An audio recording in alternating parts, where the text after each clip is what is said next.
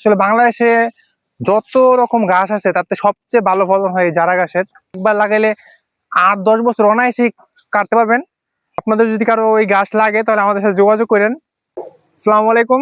আপনারা অনেকে জানতে চাইছিলেন যে এটা কি জাতের ঘাস, তো আজকে আপনাদেরকে আমি বলি জারা হাইব্রিড।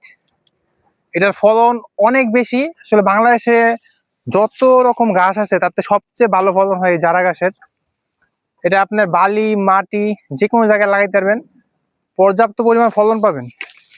আর এই গাছের ফলনটা বেশি নেওয়ার কিছু কৌশল আছে, যেদিকে গাছে দেখেন, এই যে দেখতেছেন গাছগুলা কাটছি, তো এই গাছগুলা একেবারে গোড়ার থেকে কাটতে হবে। দেখছেন গোড়ার থেকে কাটতে হবে।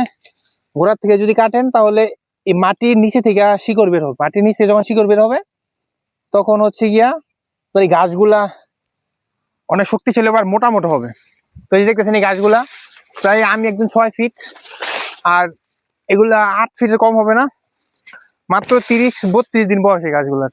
আর এই গাছগুলা যদি 45 দিন পর পর কাটা যায়, 1.5 মাস পর পর, তাইলে একটা গাছ 10 ফিটের উপরে বড় হয়। আর এই সোপা দেখেন কত বড়, দেখেন একটা সোপা কাইটা, এই যে দেখেন একটা সোপা প্রায় 20 কেজির কম হবে না, 20 কেজির বেশি হবে ওজন একটা সোপা।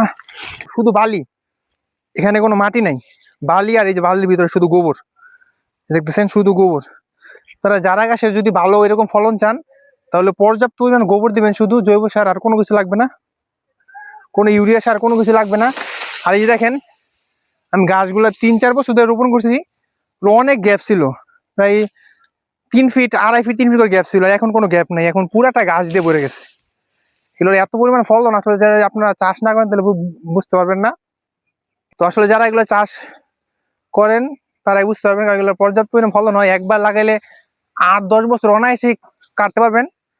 একটু উঁচু জায়গাতে লাগার চেষ্টা করবেন যেখানে পানি না জমে, তাহলে আর কোনো সমস্যা নাই।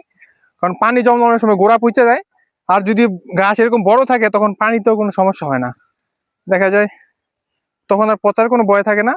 কিন্তু আমার এটা তো আসলে প্রজেক্টের ভিতরে, তো পানি উঠার ওই রকম সুযোগ নেই। তো আপনাদের যদি কারো ওই গাছ লাগে তাহলে আমাদের সাথে যোগাযোগ করেন, এই গাছে কাটিং নিতে পারবেন। দেখতেছেন আমি এই যে এখানে এই গাছগুলো আজকে কাটতেছি, আর গত 3 দিন আগে গাছ কাটছি, আমি আপনাদের দেখাই, 3 থেকে 4 দিন হবে, এর বেশি হবে না। এই যে দেখেন 3-4 দিন আগে যে গাছগুলো কাটছি, এই যে দেখেন কিরকম অঙ্কুরিত হয়ে গেছে এখনই 3-4 দিনে, মাশাআল্লাহ খুব ভালোভাবে প্রত্যেকটা ছোপে দেখবেন, প্রত্যেকটা ছোপে ঘাসের কুশি বের হয়ে গেছে। এই যে দেখেন এগুলো আর একদিন আগে কাটা, এগুলো সর্বোচ্চ 4-5 দিন হবে। তো এগুলো যদি নিচ থেকে কেটে দেওয়া যায়, আর এই যে আগাছাগুলো দেখতেছেন, এই আগাছাগুলো সবসময় পরিষ্কার করে রাখতে হয়, তাহলে ভালো ফলন পাওয়া যায়। যদি আগাছা হয়ে যায় তাহলে ভালো ফলন পাওয়া যায় না।